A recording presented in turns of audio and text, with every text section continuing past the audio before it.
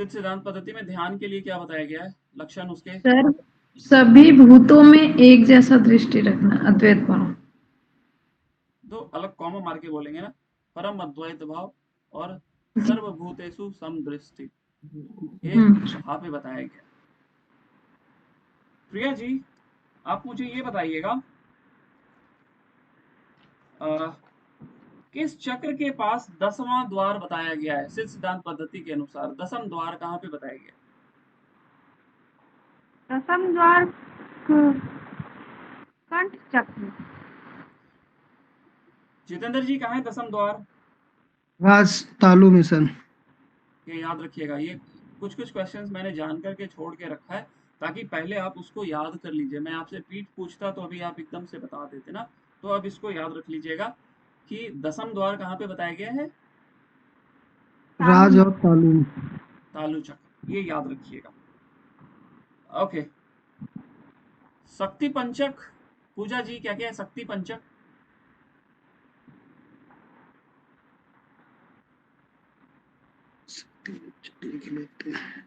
Sir नहीं time मिला, वो नहीं पढ़ा। भावना जी शक्ति पंचक?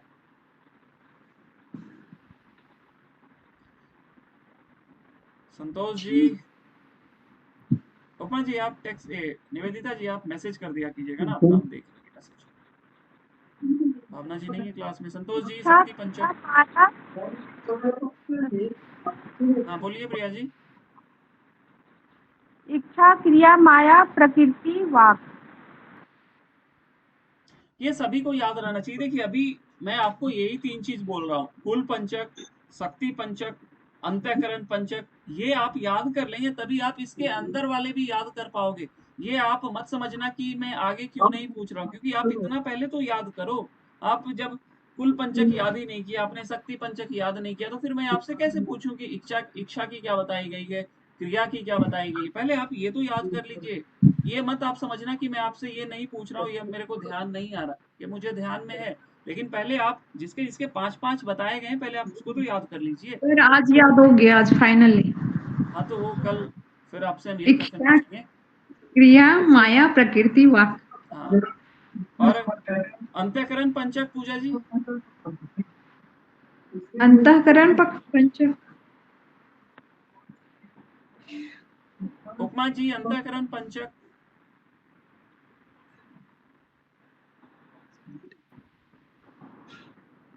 प्रीति जी अंतःकरण पंचक? सर मानस, बुद्धि, अहंकार, चित्त और चैतन्य। हाँ, मानस बुद्धि ऐसा करके नहीं बोलेंगे इसको ना, वहां पे एक जिनको नहीं आया ना, आप इनका कमेंट सेक्शन देख लीजिएगा। निवेदिता जी का तबियत थोड़ा खराब है तो ये यहाँ पे आंसर कर रहे हैं ना मैसेज में, बट देख करके उसको बोलने का नहीं है। अगर आपको नहीं समझ में आया तो फिर आप उसको याद कर लीजिएगा ना। ये हाँ, मन बुद्धि चित्त, ये तक तो ठीक हो रहता है ना, मन बुद्धि अहंकार चित्त और चैतन्य। अब देखिए जैसे प्रीति जी ने यही याद कर लिया, अब फिर मैं पूछूंगा मन के लक्षण क्या है, बुद्धि के लक्षण क्या है, ये आने वाले 3-4 दिन में मैं पूछूंगा ना। तो आप इसको याद कीजिएगा। ये याद हुआ या नहीं पूजा जी आप? याद हो गया, मन बुद्धि अहंकार चित्त चैतन्य। हाँ तो ऐसे ही इसको याद करना है। प्रिया जी आप मुझे कुल पंचक बताइए।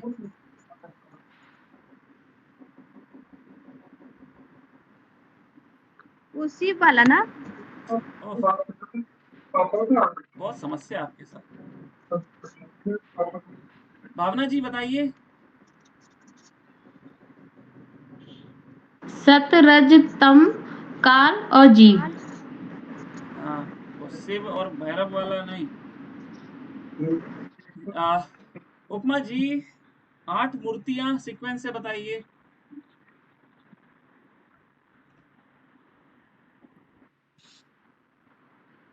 आज लगता है वो डिस्टर्ब है। संतोष जी 8 मूर्तियां, पूजा जी 8 मूर्तियां। शिव, भैरव, तीसरा वाला सर भूल गई हूँ, चौथा सदाशिव, इंद्र, सॉरी ईश्वर रुद्र और वो अव्यक्त परमात्मा। इधर से उधर चलेंगे तो फिर भटक जाइएगा। मैंने हमेशा बोला कि उल्टे क्रम में इसको चलिए ना, ब्रह्मा विष्णु ईश्वर रुद्र सदाशिव। फिर बोलिए। श्रीकंठ भैरव श्रीकंठ श्रीकंठ भैरव भैरव श्रीकंठ बोलिए। शिव ना, श्रीकंठ भैरव शिव। तो आप इधर से बढ़ेंगे तो फिर आप भूल जाओगे, लेकिन आपने हमेशा से ऐसे ही याद किया है ना, आपने धारणा पढ़ी तो धारणा के जो अधिष्ठात्री देवता हैं अपने ब्रह्मा विष्णु ईश्वर रुद्र सदाशिव ऐसे करके याद किया, तो उसमें तीन और आपको ऐड करना आसान होगा। उल्टे क्रम में आप चलते हैं तो ज्यादा भूल जाते हैं ना। आपको बोलेगा 100 से लेकर के उल्टी गिनती गिनिए तो 100 सुइया 99 98 97 कीजिएगा तो फिर आप कहीं जाकर के भूल जाएंगे, लेकिन 1 2 3 4 आप बहुत इजीली काउंट कर लेंगे। तो जैसा आपने याद किया है उस तरीके से याद करेंगे तो आप इजीली एडजस्ट कर पाएंगे। ओके सर सदाशिव के बाद क्या है? शिव ब्रह्मा विष्णु रुद्र ईश्वर सदाशिव। हाँ, सदाशिव के बाद श्रीकंठ, फिर भैरव और फिर शिव। देखिए ये मैंने उल्टा बोला लेकिन आप लिखेंगे सीधा ना, ये बोला मैंने उल्टा लेकिन आप लिखेंगे उधर से शिव फिर भैरव फिर श्रीकंठ, ऐसे करके आप बढ़ते चलिए। ओके जितेंद्र जी आप मुझे ये बताइए मध्यमा शक्ति किस चक्र पे विद्यमान है?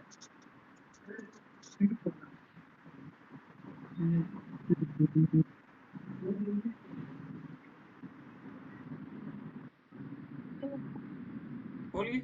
नहीं नहीं याद आ रही।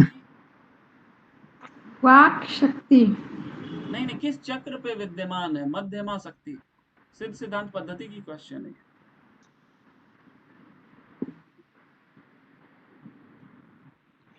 वाक वाक प्रिया जी स्वादिष्ठान में होगा ये तो। नहीं, मध्यमा शक्ति और कुंडलनी शक्ति उस दोनों को एक ही बोला गया, इसलिए मैंने आधा ही बोला ना। और कुंडलनी कहाँ पे है एसएसपी में? नाभि। हाँ शब्द इट्स नाभि। हाँ ओके भावना जी आपका माइक ऑन रखिए, अगर आप फ्री हैं बोलने में सक्षम हैं। माइक अनम्यूट रखिएगा तभी मैं आपसे क्वेश्चन पूछ पाऊंगा। आप ना ही माइक अनम्यूट रखे हैं ना ही आपने वीडियो ऑन किया है, तो या तो आप कमेंट सेक्शन में आंसर कर दीजिए या नहीं तो आप सामने आइए ना, ऐसे पूछ नहीं पाऊंगा। मुझे लगेगा कि मैं पूछ रहा हूँ शायद आप प्रिपेयर नहीं है ना। सर नेटवर्क प्रॉब्लम है, अगर मैं सामने आऊंगी तो फिर मैं डिस्कनेक्ट हो जाऊंगी। हाँ तो आप अनम्यूट रखिए, फिर आप ठीक माइक है सर। अनम्यूट रखिए। आपकी आवाज क्लियर आ रही है इधर से 2-3 दिन से ना। ओके कौन कौन सी मुद्राएं की चर्चा हम लोग गोरख संहिता में देखते हैं बताइए जरा तो। सर गोरख संहिता नहीं पढ़े? ठीक है नहीं सर। उपमा जी हैं क्लास में आप? हाँ सर अभी बताइए सर। अभी सॉरी सर थोड़ा ये हो गया। हाँ हाँ सर बोलिए। चलिए मैं आपको ऑप्शन देता हूँ, आप बताइएगा कौन सी मुद्राएं की चर्चा गोरख संहिता में नहीं मिलती है। ठीक है ऑप्शन सुनिए, कोई बाकी लोग मैसेज में आंसर करेंगे। आपको मैं ऑप्शन दे रहा हूँ किस मुद्रा की चर्चा गोरख संहिता में नहीं मिलती है।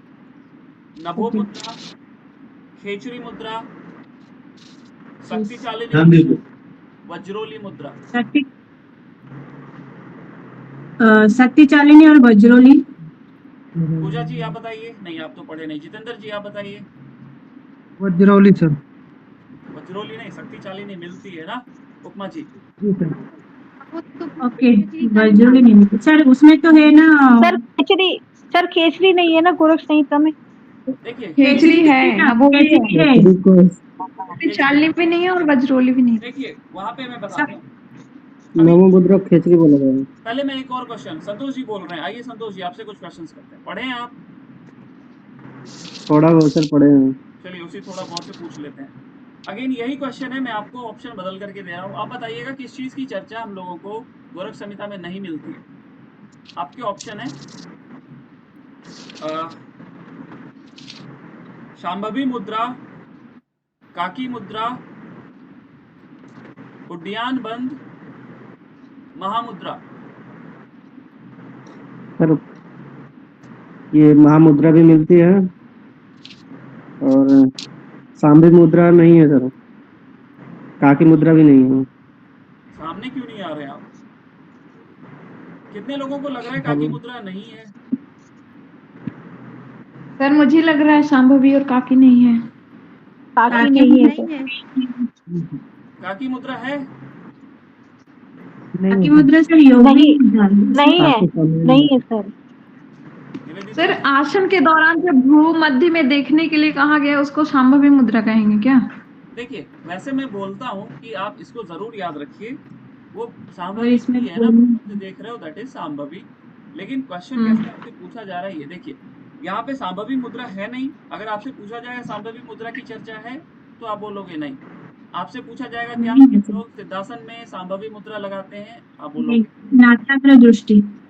अभी एक सेकंड, भावना जी, पद्मासन में दृष्टि कहाँ बताई गई है? भ्रू मध्य में। और सिद्धासन में? नासिकाग्र। सही है क्या पूजा जी? उल्टा है सर, उल्टा। उपमा जी आप भी गलत बोले थे ना, ध्यान रखिए।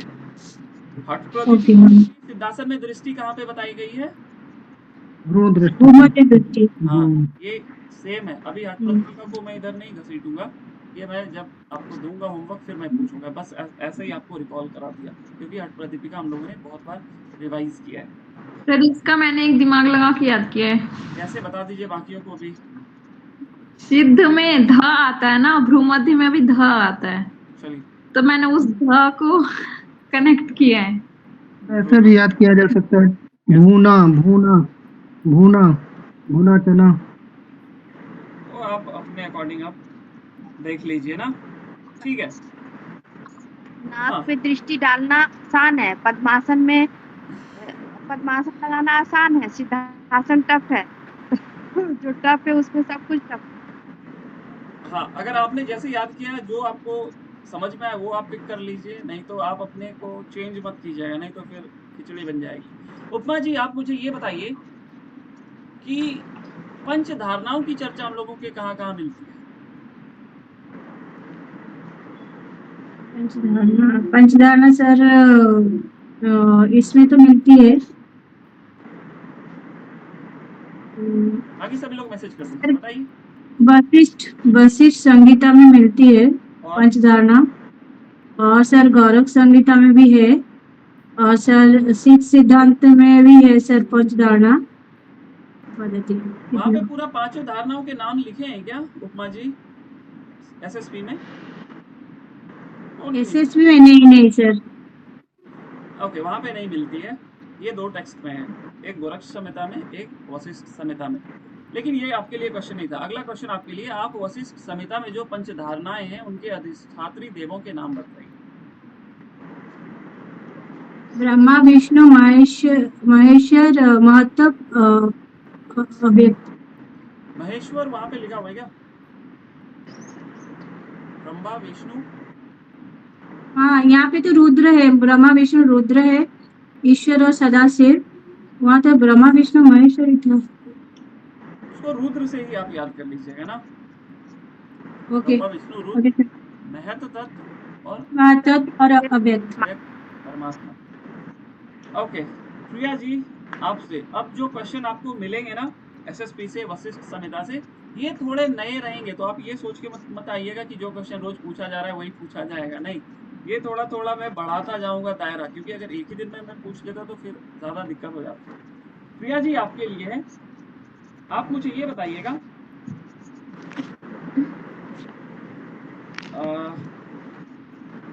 सभी संधि में कौन सा प्राण, सॉरी हाँ, सभी संधियों में कौन सी प्राण मिलती है वशिष्ठ संहिता के अनुसार?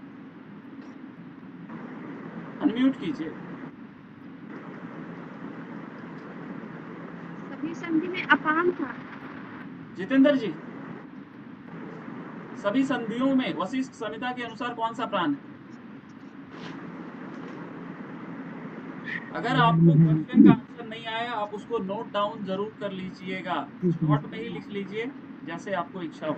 उपमा जी बताइए, पूजा जी, जिनको आए हैंड रेज कीजिए।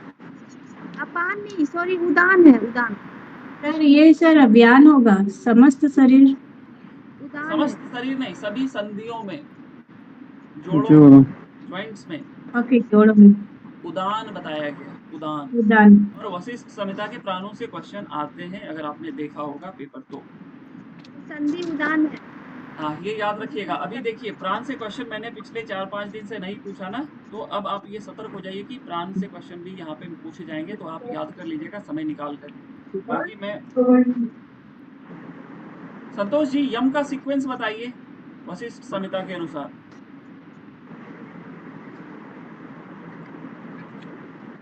यम का सर हाँ हाँ, यम अहिंसा, सत्य, अस्तेय, ब्रह्मचर्य, धृति, तप, धृति, तप, दया, आर्जव। फिर आप गड़बड़ हो गए। उपमा जी बताइए यम का सीक्वेंस। यम का अहिंसा सत्य अस्तेय ब्रह्मचर्य धृति दया आजर्व क्षमा दया आजर्व मिता सोच। प्रिया जी आप शुरुआत से सुनाइए सीक्वेंस में।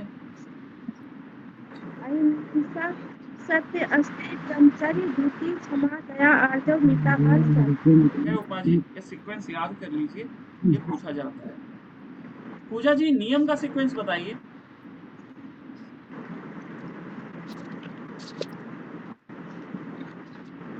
ये पुराना क्वेश्चन है पूजा जी। सर ये मेरा वीकनेस है। नहीं, इसको आप बदलिए ना, ये तो क्वेश्चन आउट हो गया है। क्या आप एग्जाम में आने के बाद आप सिखाओगे अपने आप को ये चीज? नहीं कल पक्का सर। भावना जी नियम का सीक्वेंस याद है आपको? नहीं सर। जितेंद्र जी बताइए। तब संतोष, सिद्धांत ईश्वर पूजन, सिद्धांत श्रवण, मृत्यु, तप।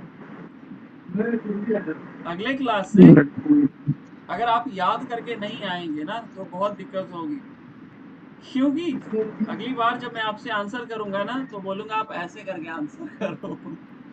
ठीक है, तो आप प्लीज याद करके आना, नहीं तो आप खुद को बुरा लगेगा ना, खुद को बुरा लगेगा। ये बात याद रखिए। मैं जब आपसे एक ही क्वेश्चन डेली पूछ रहा हूँ तो उसको आपको याद कर लेना चाहिए। ऐसा नहीं हो कि ठोकर लगने के बाद सीखो। अगर कोई व्यक्ति बोल रहा है आगे पत्थर है तो पहले ही सीख जाओ तो बेहतर है ना। ऐसा नहीं कि आप पहले मार खाओ फिर सीखो। ओके प्रिया जी आप मुझे बताइएगा, कान आंख नाक में कौन सा प्राण का स्थान बताया गया?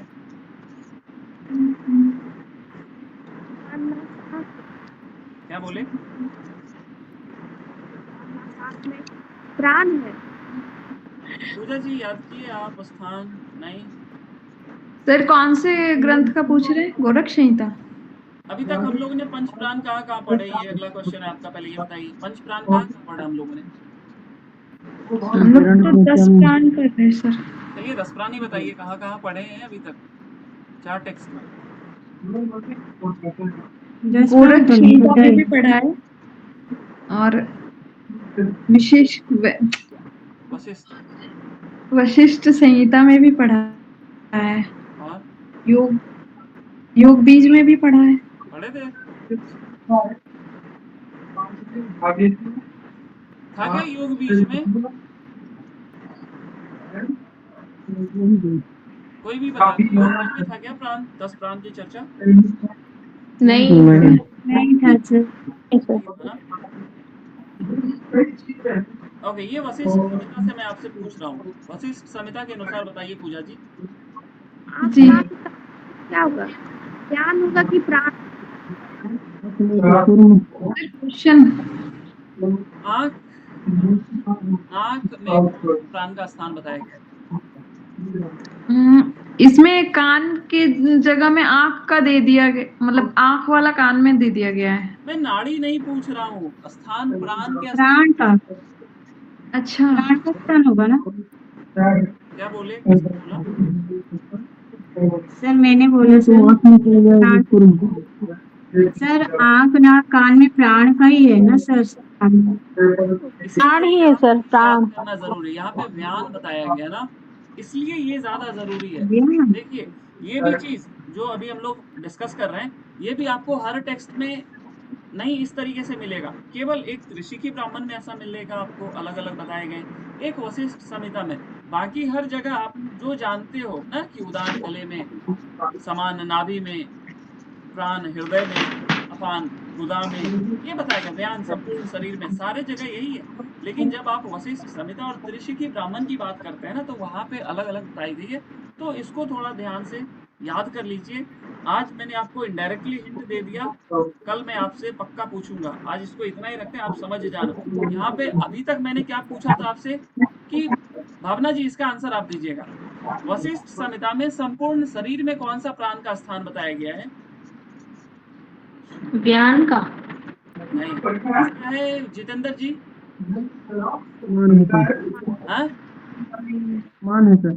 हाँ, ये समान है, याद रखिए। वशिष्ठ संहिता में समान का, समान का। समान व्यास है। सिद्ध सिद्धांत पद्धति के अनुसार संपूर्ण शरीर में कौन सा प्राण है? नाग और व्यान सर। नाग और ध्यान। ओके, पूजा जी, नाग का अनुभव किस उपरांत से होता है? धनंजय। हाँ देखिए, अभी याद हो गया, ये सारी चीजें याद हो चुकी होंगी। तो अब ये सारे क्वेश्चन मैं नहीं पूछूंगा, जो याद हो गए। देखिए, अब आप रेगुलर रहोगे ना, तो ये क्वेश्चन आएंगे तो आप इजिली अटेम्प्ट कर पाइएगा। तो ये क्वेश्चन मैं नहीं पूछूंगा आपसे, बहुत रेयर ही पूछूंगा। अब नए नए क्वेश्चन आपसे मैं पूछूंगा, जैसे कि अगला क्वेश्चन अभी पूजा जी आप ही बताइएगा, क्योंकि सिद्ध सिद्धांत पद्धति है तो आपने पढ़ लिया अच्छे से। आप मुझे ये बताइए, हंस कला किस चक्र के लिए बताया गया? हंस और अनाहत कला एक ही के लिए बताया गया, वो जो कंठ चक्र में। प्रिया जी, अनाहत कला बताइएगा।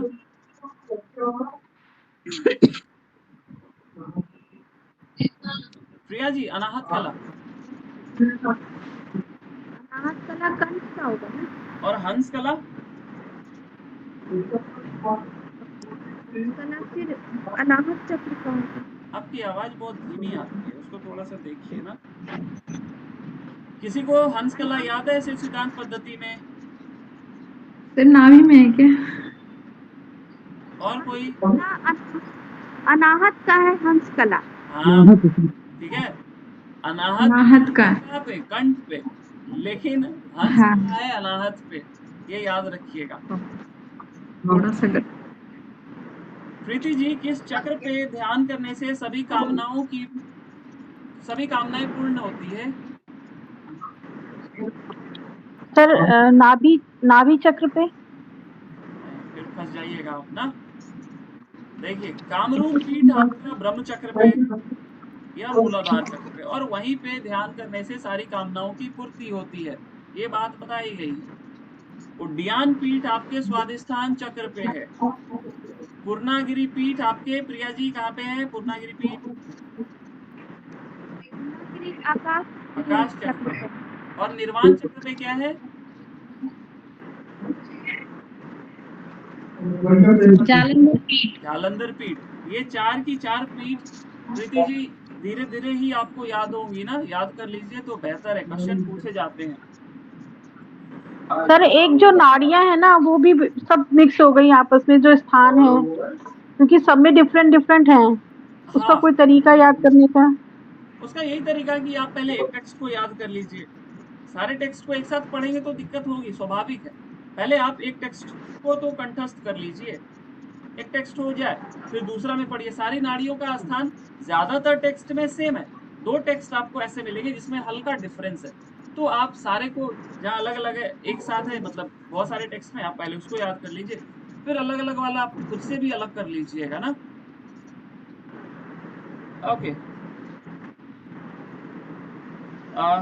उपमा जी, 16 दल किस कमल पे किस चक्र पे बताया गया? एसएसपी के अनुसार 16 दल एसएसपी में सर विष्णुदी चक्र पे।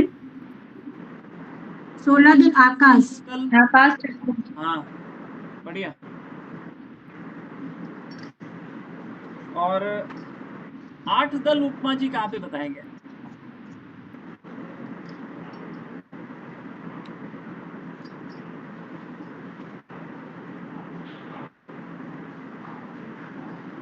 प्रीति जी, दिन में आपके पास कितने घंटे समय रहते हैं? 8 डन सर और नहा सर सुबह तो 12:30-1 बजे तक तो मेरी क्लासेस होती हैं, फिर उसके बाद मैं फ्री रहती हूँ।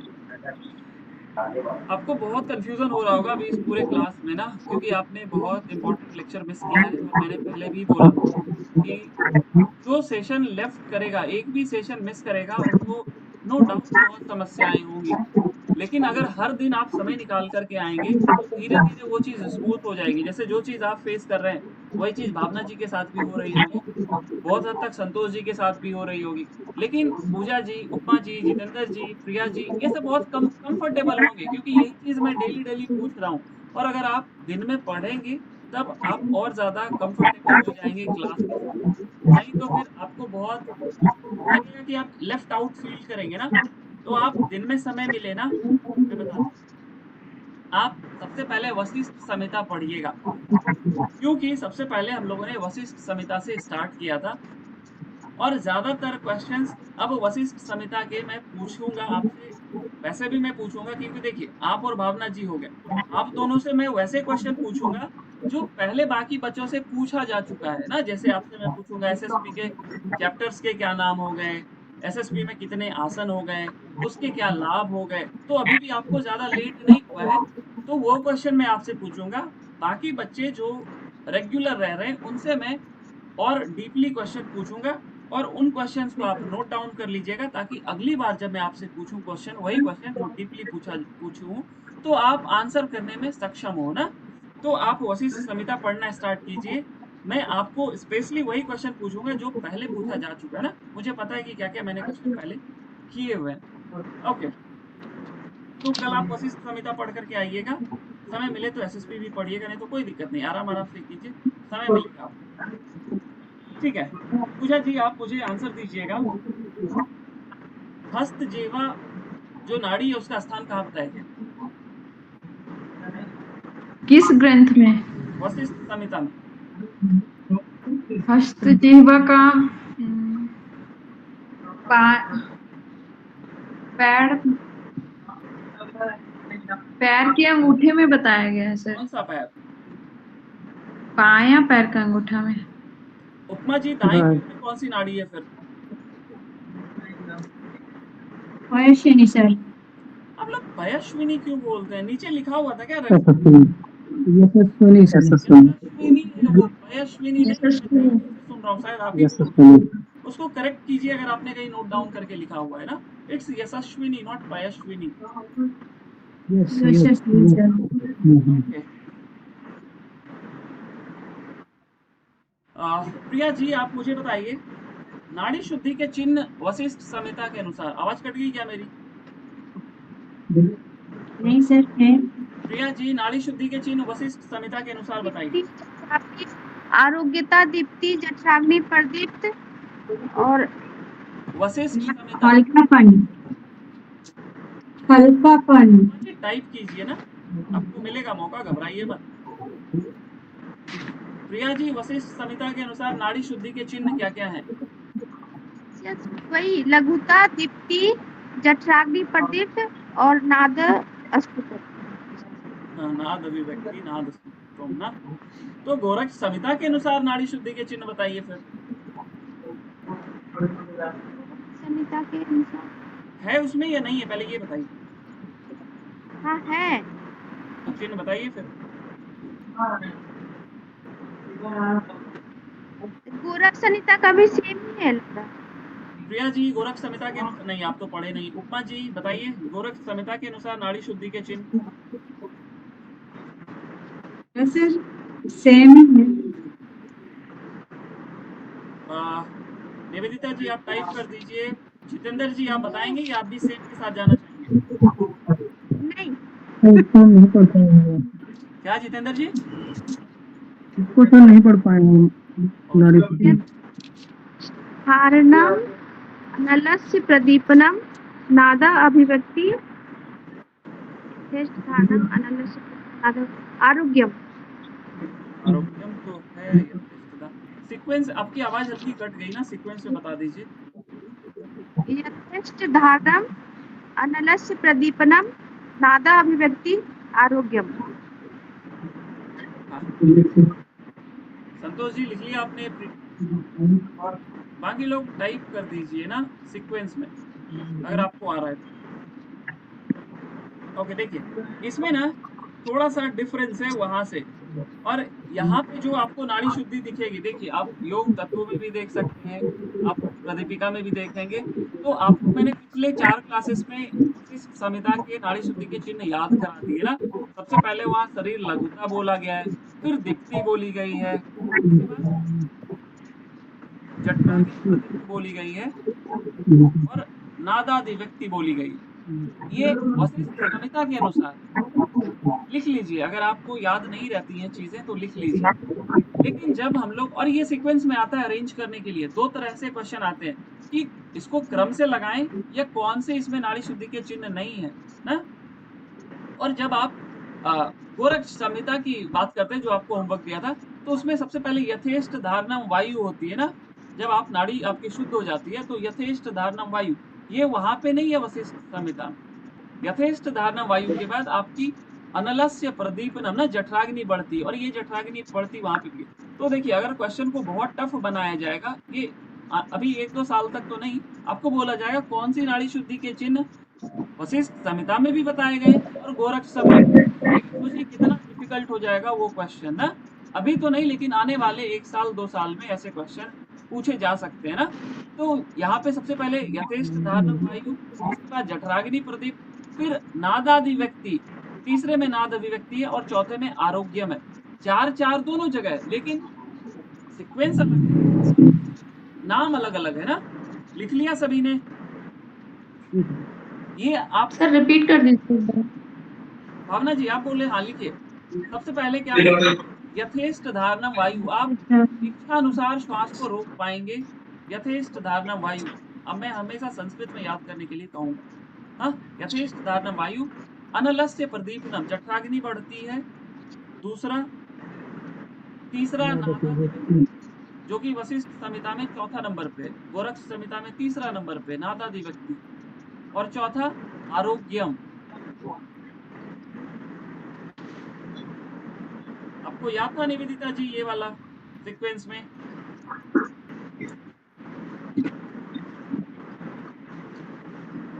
ओके चलें आगे। लास्ट क्या था सर? चौथा आरोग्यता।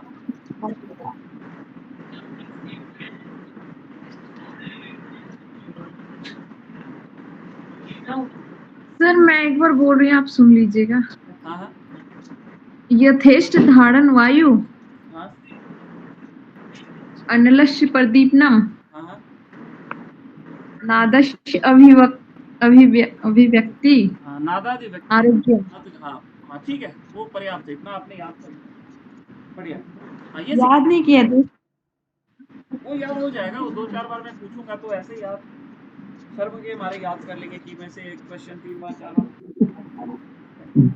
पूछा जा रहा है, मुझे तो याद ही नहीं हो रहा है। आगे चलते हैं हम लोग। आ रहे हैं समझिए, ओके। इनका भी चेक कर लीजिए,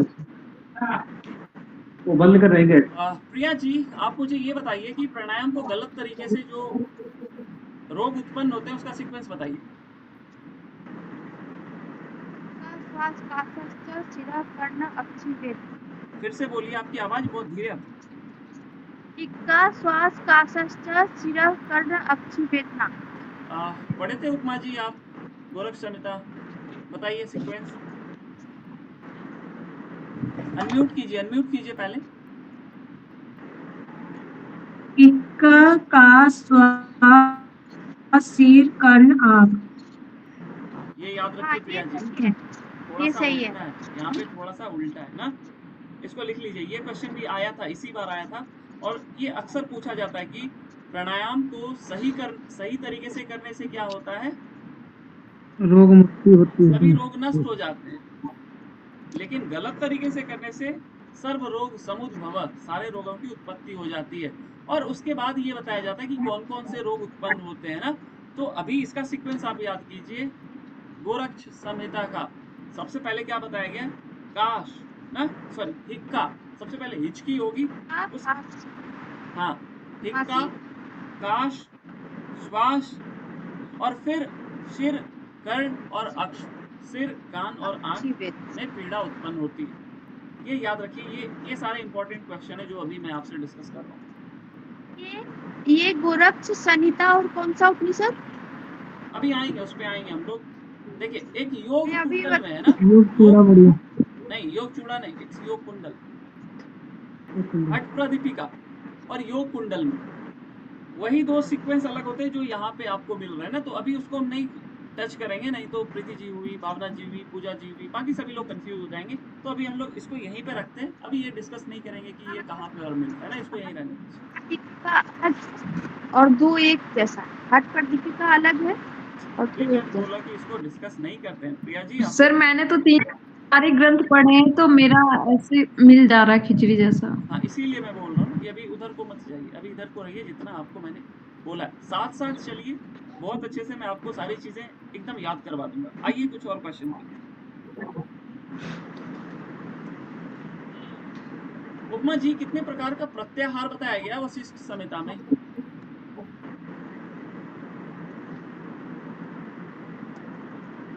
हाँ प्रत्याहार तो सर पता नहीं सर, ये क्वेश्चन कितना है पूजा जी वशिष्ठ संहिता में प्रत्याहार?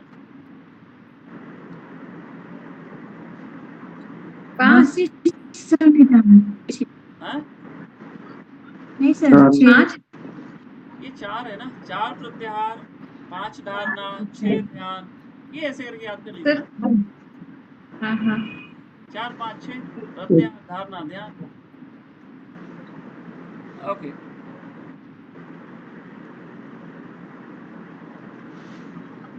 हाँ मैंने उस समय पूछ रहा था आपसे कि काकी मुद्रा की चर्चा मिलती है या नहीं मिलती है। सब लोगों ने बोला था नहीं मिलती है ना।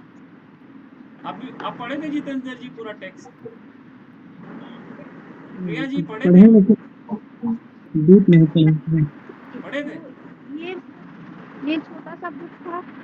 हाँ वो है, उसमें पूरा गोरक्ष संहिता ही है वो। हाँ पूरा गोरक्ष संहिता। उसमें 38 नंबर 38 शतक पढ़ी है तुम? सॉरी 38 श्लोक। प्रथम शतक का, क्या बोले? प्रथम शतक का दूसरा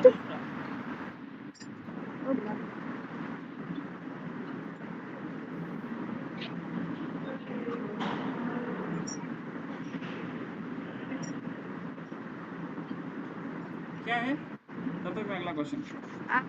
बस आ गया। ये तो चिपका हुआ है तभी रह गया।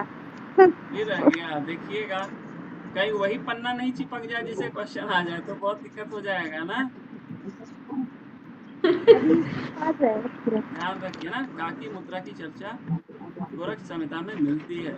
ये देखिए, गोरक्ष संहिता में एक जगह आपको 5 मुद्राएं मिलती है, वहां पे ना विपरीत करनी मिलेगी, ना खेचरी मिलेगी, ना काकी मुद्रा मिलेगी।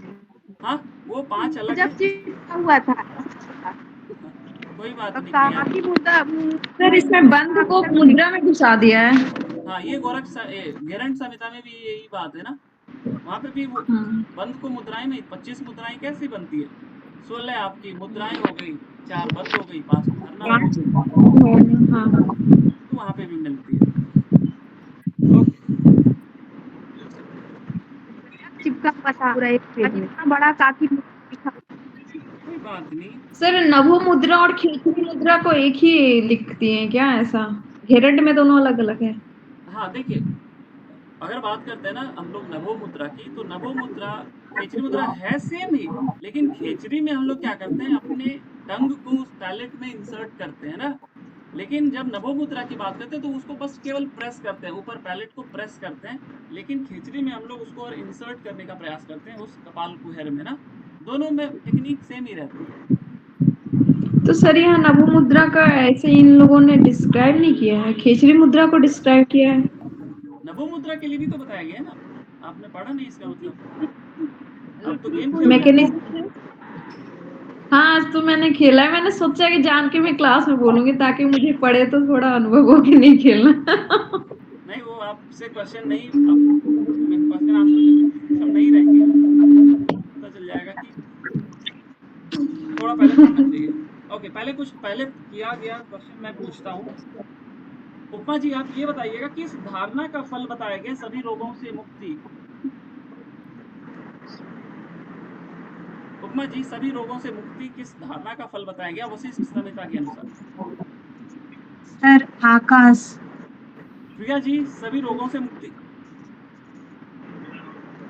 जल का है। हाँ? जल ओके सर, जल जल जल। तो आकाश का उपमा जी क्या है?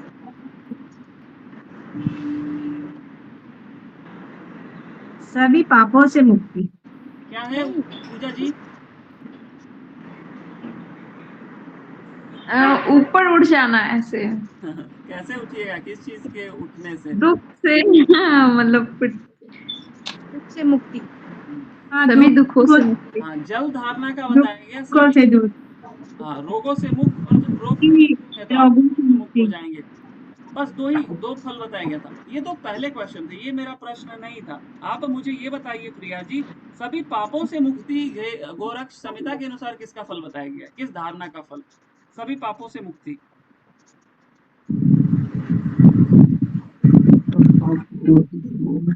पापों से मुक्ति होगा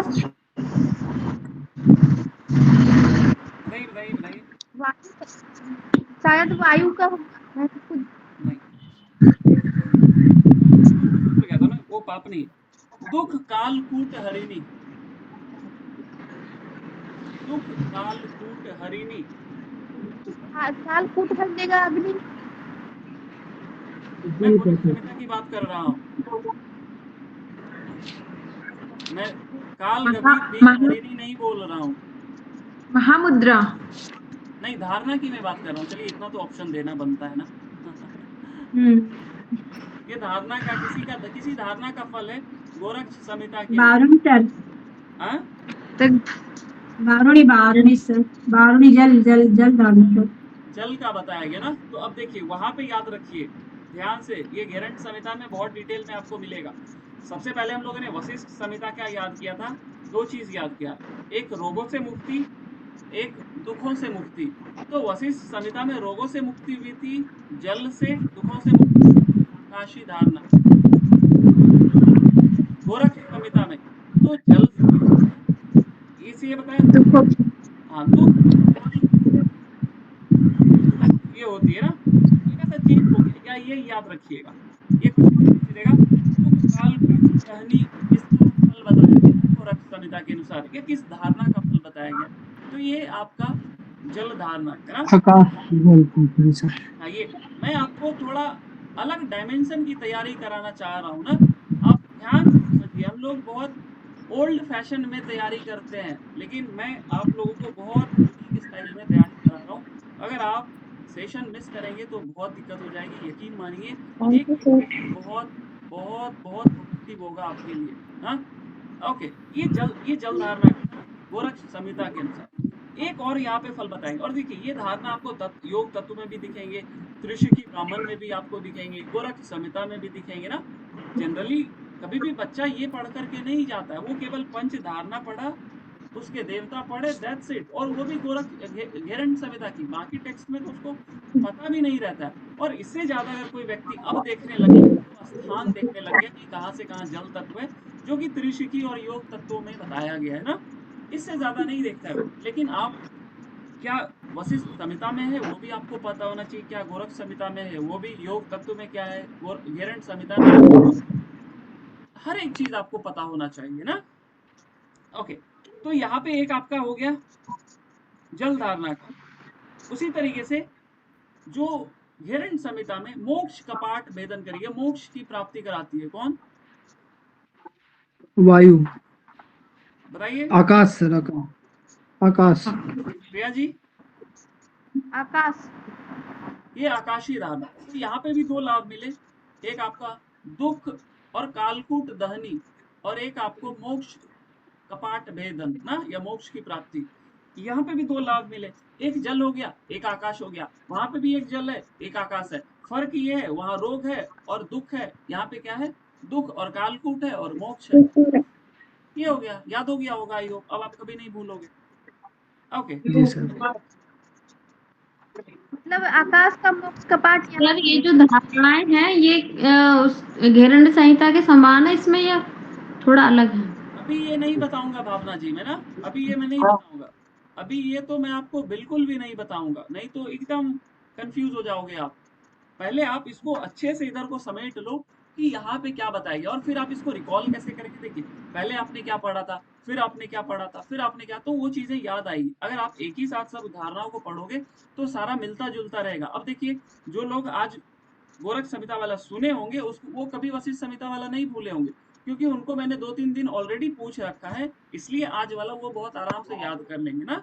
दुख और कालकूट और मोक्ष भेदन, ये मोक्ष की प्राप्ति, और वहां पे क्या था, रोग और दुख, बात खत्म। दोनों जल और आकाश है, तो ये अच्छी बात है कि आपको ये कॉमन चीज मिल गई। आगे चलते हैं।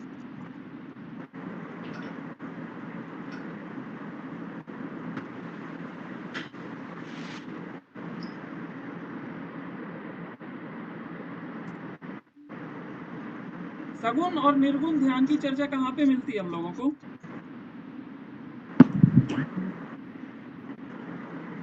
सभी के लिए ये वशिष्ठ संहिता। वशिष्ठ संहिता। और वशिष्ठ आप संहिता में। मुझे ये बताइए, ये प्रिया जी के लिए क्वेश्चन है अभी जो मैं पूछने जा रहा हूँ। प्रिया जी आप मुझे बताइएगा, वाक सिद्धि किस चक्र का फल बताया गया है? नया लगा ना थोड़ा क्वेश्चन। वाक सिद्धि किस चक्र का फल बताया गया, किस चक्र पे ध्यान करने से, ये एसएसपी का है ना, एसएसपी के अनुसार किस चक्र का फल वाक सिद्धि बताया गया है? ऑप्शन देता हूँ, तालु, आकाश, गुरु, आकाश, कंठ। लीजिए ऐसे ही ऑप्शन मिलेंगे आप। पूजा जी बताएं। बताइए। तालुका चक्र। हाँ तालुका चक्र। जितेंद्र जी नहीं बताइए। भूचक्र। ध्रुव चक्र सर, ध्रुव चक्र। ब्रू चक्र है, ऐसा क्वेश्चन आता है तो थोड़ा ध्यान रखिए। भुआ से याद किया सर, भुआ। चलिए भुआ से याद आया, आपके लिए क्वेश्चन है, प्राण का स्थान कहाँ है? भू भुआ स्व मह। जितेंद्र जी प्राण का स्थान कहाँ पे? ये प्राण को क्या बोला गया? भू भुआ स्व मह।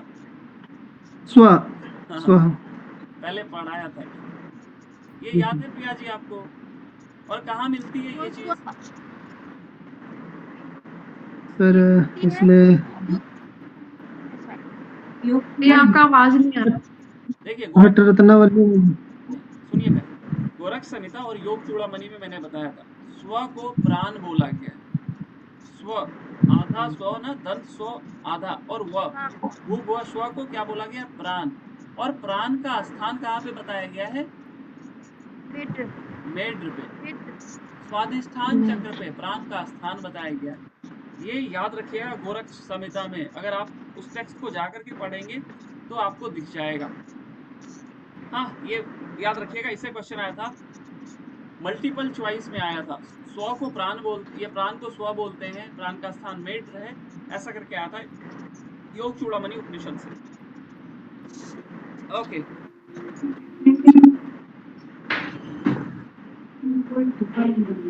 उपमा जी किस चक्र का फल मोक्ष की प्राप्ति बताई गई है?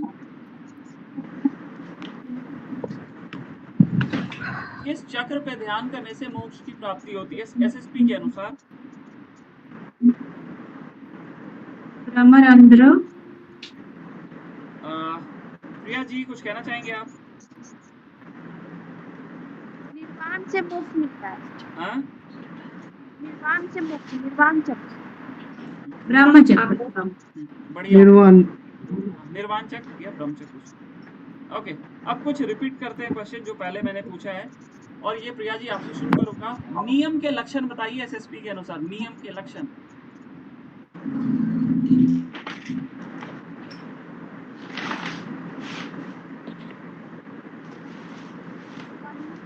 वृत्ति नाम नियमना।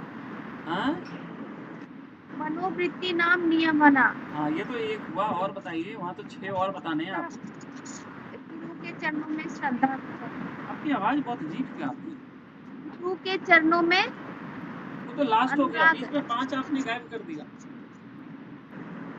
बीच में 5 और लक्षण बताए गए ना। 5 और लक्षण। आप तो ऐसे ये चौंक रहे हैं देखो, जैसे लग रहा है पहली बार मैंने पूछा है आपसे। मनोवृत्ति नाम नियमना, और वो बस 2 ही आता है। उपमा जी याद है आपको? जितेंद्र जी बताइए।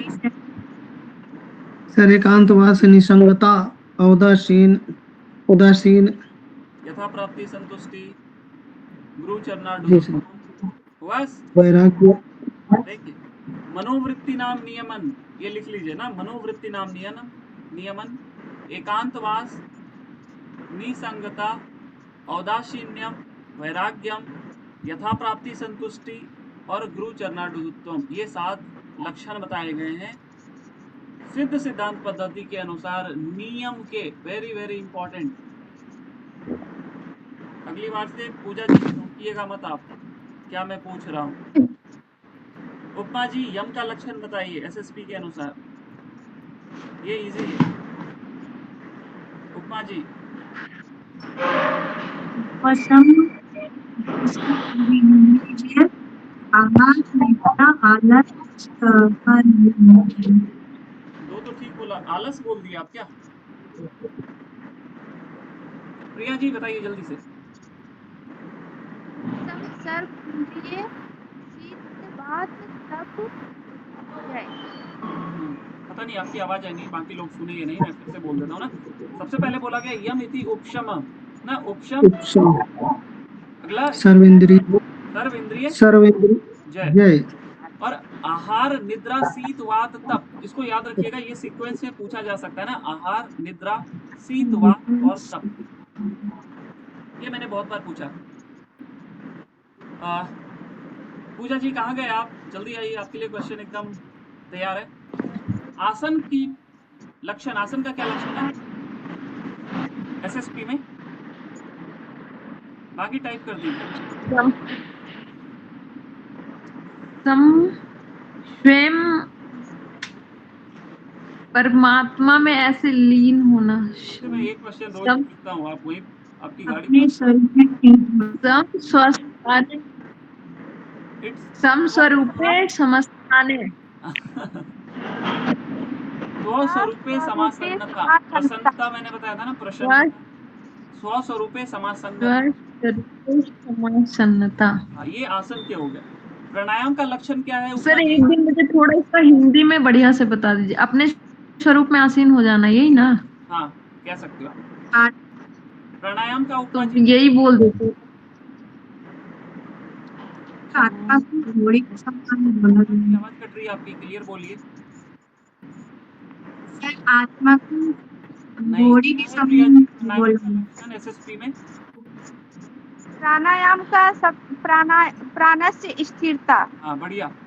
देखिए हम लोग, मैं पहले भी इस बात को बोला हूँ कि हम लोग जनरली योग सूत्र के याद करते हैं, उससे ज्यादा प्राणायाम के बारे में बस ये याद करते हैं कि कहाँ पे नाड़ी शुद्धि बताई गई है।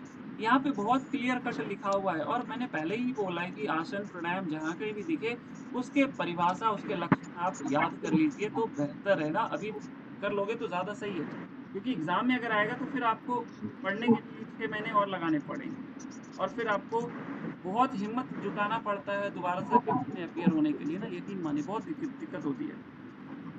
ओके आइए कुछ गोरख संहिता को और टच करते हैं हम लोग।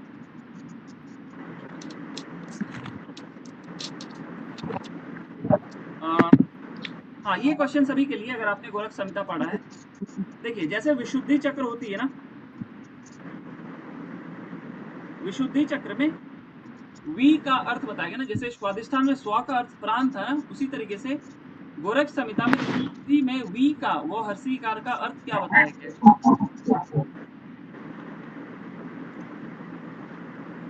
पढ़ा किसी ने आज?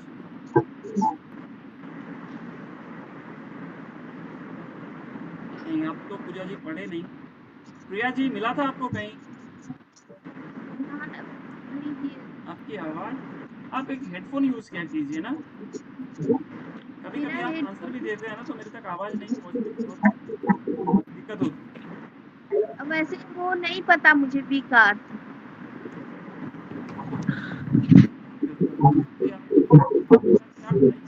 मैं देख रहा हूँ आपके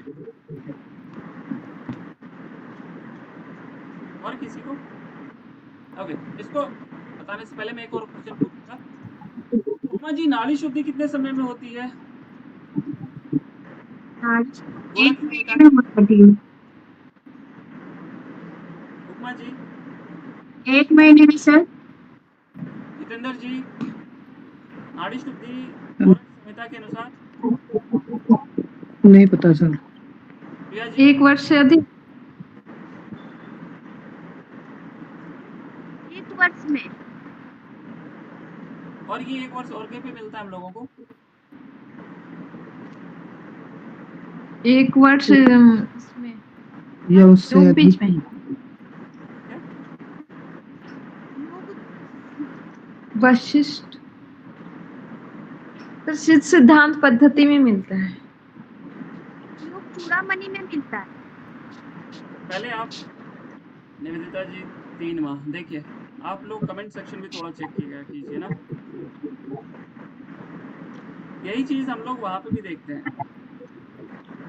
हट प्रदीपिका में ना। हट प्रदीपिका का याद आ रहा है किसी को? नाड़ी शुद्धि कितने समय में होती है? नहीं याद आ रहा है? वशिष्ठ संहिता में तो 1 महीना था। कहाँ पे उपमा जी? वशिष्ठ संहिता में 1 महीना। पढ़ते हाँ। रहिए, नहीं तो फिर बहुत दिक्कत होगा। क्या है वशिष्ठ संहिता में प्रिया जी, नाड़ी शुद्धि कितने समय में होती है? 3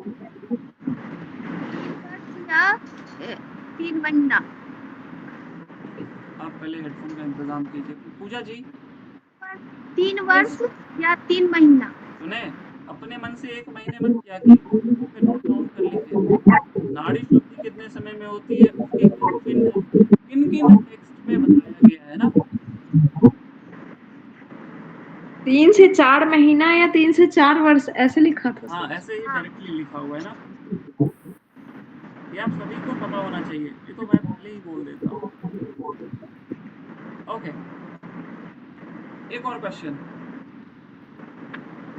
जितेंद्र जी, आप मुझे बताइए, रुजोहंती किसके लिए, किससे होता है, किसका फल बताया गया? रुजोहंती हिंदी में मैं बोलूं तो शरीर के रोग दूर होते हैं। ऑप्शन देंगे तो आप बता दोगे? आप पहले बोल दो कि नहीं आता, फिर मैं आपको ऑप्शन दूं। नहीं आता सर। आसन, प्राणायाम, प्रत्याहार, धारणा।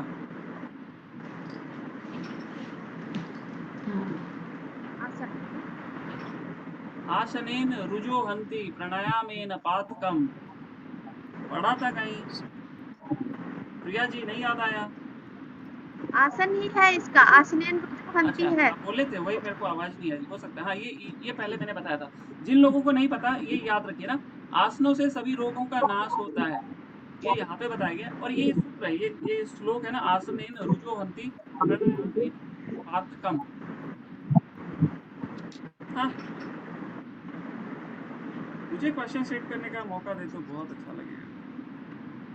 सर आप ही सेट कीजिए, फिर हम लोग को बता दीजिएगा। जरूर, मैं तो पहले बता दूंगा। ओके, सर आपको कितना समय लगा इतनी सारी चीजें कंठस्थ करने के लिए? देखिए ऐसा नहीं है कि मैंने कंठस्थ कर रखा है। जैसे मैं आपको जो, देखिए मैं क्वेश्चन बनाता हूँ तो उसके लिए मुझे पढ़ना पड़ता है। ऐसा नहीं है कि मैंने इसको कहीं पे ऑलरेडी रखा है, नहीं। मैं भी पूरे दिन पढ़ता हूँ। इनफैक्ट जैसे मैंने बोला ना कि मैंने आज फिर से वशिष्ठ संहिता पढ़ा, फिर से सिद्ध सिद्धांत पद्धति में पढ़ा, और मैंने अगेन उन क्वेश्चंस को निकाला जो क्वेश्चन मैंने आपसे नहीं पूछा। जैसे जो क्वेश्चन मैंने वाक सिद्धि पूछी, मोक्ष की प्राप्ति पूछी, बहुत यूनिक क्वेश्चन मैं हर दिन निकालता रहूंगा, और जितनी बार मैं निकालूंगा उतनी बार मैं टेक्स्ट को पढ़ूंगा, और ये मैं पढ़ता रहता हूँ, तो ये चीजें खुद ब खुद याद होती रहती है ना। आपने खुद देखा होगा कि अगर आप कोई टेक्स्ट बार बार पढ़ते रहते हो तो आपको वो चीजें खुद ब खुद याद हो जाती है। तो मैं क्वेश्चन पूछने के पर्पज से पढ़ता हूँ, तो मैं पढ़ लेता हूँ। आप लोग केवल ये ढूंढते हो कि ये कभी बना नहीं है, तो चलो ये उतना इंपॉर्टेंट नहीं है, यहाँ से पहले बना है, तो मैं बस, आप लोग सेलेक्टिव स्टडी करते हो, मैं हर एक चीज को स्टडी करता हूँ, कहाँ से क्वेश्चन बनने की संभावना है, बस फर्क इतना है ना। आप लोग अपने मतलब के लिए पढ़ते हो, मैं आप लोगों के मतलब के लिए पढ़ता हूँ। ओके, ठीक है। पर वो पास करना जरूरी है, हम लोग के मतलब के लिए आप पढ़ रहे हैं। नहीं, ये तो एक टीचर की रिस्पॉन्सिबिलिटी भी बनती है कि जो उसका स्टूडेंट हो वो बहुत उम्दा स्तर का हो ना। ये कोई भी नहीं चाहेगा कि उसका शिष्य केवल इतना ही पढ़े कि केवल वो कट ऑफ पार कर सके, नहीं। मैं केवल कट ऑफ तक सीमित नहीं रखना चाहता हूँ। मैं चाहता हूँ आपको हर एक बात अच्छे से याद रहे तो ज़्यादा बेहतर है। आप कभी कंफ्यूज मत हो जाओ ना। जैसे अगर आपको कहीं पे खड़ा कर दिया गया, आपको बोल दिया गया कि प्राण पर लेक्चर दो या नाड़ियों पे लेक्चर दो, अब आपको पता ही नहीं रहेगा कि गोरख संहिता में प्राण अलग बताया गया, उनके स्थान अलग बताए गए हैं, वशिष्ठ संहिता में अलग बताए गए हैं। आप वही बोल दोगे जो सभी लोग जानते हैं, तो आप कभी भी निखर करके नहीं आओगे। आपको जो बैठा हुआ व्यक्ति रहेगा उसको लगेगा ये तो मैं भी जानता हूँ, इसमें सर नया क्या बता। लेकिन जब आप उनको गोरख संहिता का बताएंगे रेफरेंस, जब आप उनको एसएसपी का रेफरेंस बताओगे, जब आप उनको त्रिसुखी ब्राह्मण का रेफरेंस दोगे, तो इससे आपकी पर्सनैलिटी निकल करके आएगी। ये मैं आपके अंदर डेवलप करना चाह रहा हूँ ना। तो आप किसी को पढ़ाओ तो आपके अंदर कोई कमी में नहीं छोड़ना चाह रहा हूँ। मैं दोनों तरीके से पढ़ना और पढ़ाना दोनों टैलेंट में आपके अंदर जनरेट करने का प्रयास करता हूँ ना। अभी हम लोग इतना रखते हैं 5 मिनट का ब्रेक रखते हैं, उसके बाद हम लोग यूनिट 1 स्टार्ट करेंगे। पानी वगैरह पी लीजिए, बहुत लोगों को प्यास लग गया होगा। हरिओम, क्लास लीव मत कीजिएगा। सर जो कलर परसों आपने जो लेक्चर वाली जो हमारा था, तो उसकी वीडियो तो नहीं डाली आपने 9 और 10 वाली क्लास की? मैं डाल दूंगा आज मैं डाल दूंगा, उसको आप देख लीजिए। ठीक है, ब्रेक लेते हैं हम लोग, फिर बात करते हैं।